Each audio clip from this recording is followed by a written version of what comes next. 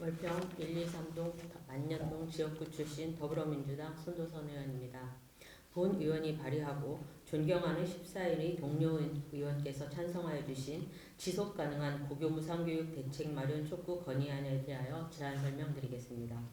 출발선이 공정한 교육 기회를 제공하여 초중고 교육의 공정성을 강화하고 모든 국민 교육 기본권을 실현하고자 도입된 고등학교 무상교육은 우리나라 교육 역사의 큰 전환점을 이루었습니다.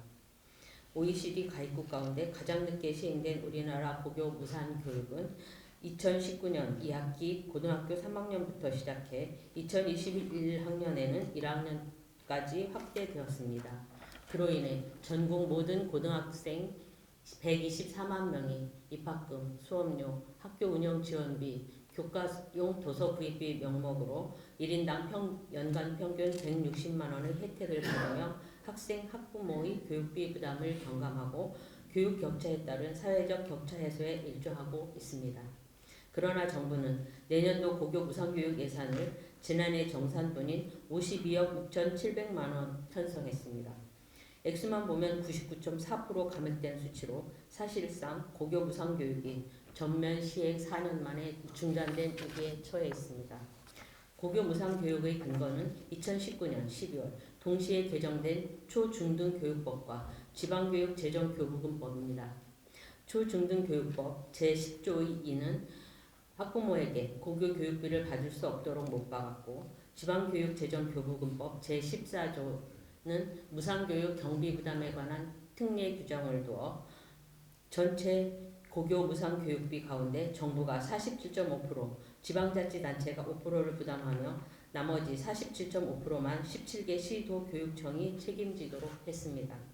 대전시의 경우도 올해 정부 및 지자체가 약 350억 원, 교육청이 약 320억 원을 부담하는 등 고교 무상교육에 총 약 670억 원이 편성되었습니다. 그러나 법 개정 시 분담 비율은 올해 12월까지만 적용한다는 조건을 달았고 내년부터는 특례가 일벌됨에 따라 중앙정부 부담금은 아예 책정하지 않은 것입니다. 이와 함께 지방세법 제151조 제1항 제4호 역시 올 12월 30일 만료 예정으로 세액의 43.99%를 지방교육세로 넘기는 법적 근거가 사라지며 교육청들은 지자체에서 전입받고 있던 담배 소비세분 지방교육세도 내년부터 받지 못하게 됩니다. 또한 교육청 재정의 대부분을 의지하고 있는 지방교육재정교부금도 올해 최대 약 5조 3천억 원 줄어들 것으로 관측되며 내년에도 이러한 감소 추세가 이어질 전망입니다. 시도 교육청은 정부 부담금이 삭감되더라도 고교 무상교육을 계속하겠다는 입장이지만 이런 상황이 이어지면 교육청들이 쌓아둔 통합교육재정안정화기금도 고갈될 수 있습니다.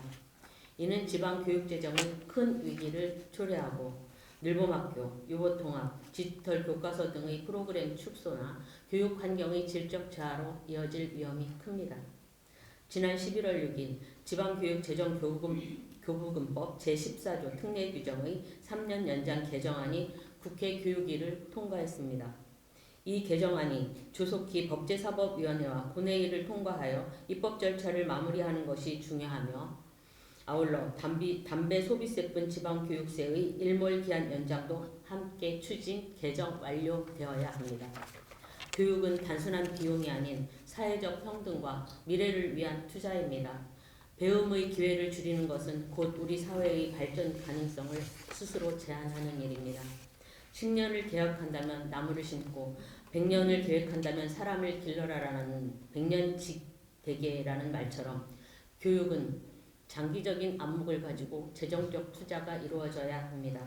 이를 위해 고교 무상교육 예산 지원이 중단되지 않도록 적극적인 관심과 대정 투자를 당부하며 다음과 같이 건의드립니다. 하나, 정부와 국회는 고교 무상교육의 중요성을 인식하고 특례 연장 법안을 통해 재정 지원을 강화하라. 하나, 학생들이 경제적 이유로 꿈을 포기하지 않도록 장기적으로 지속 가능한 안정적인 재원 확보 방안을 마련하라. 이상으로 지속 가능한 고교 무상교육 대책 마련 촉구 건의안을 원안대로 채택하여 주실 것을 당부드리면서 제안 설명을 마치겠습니다. 감사합니다.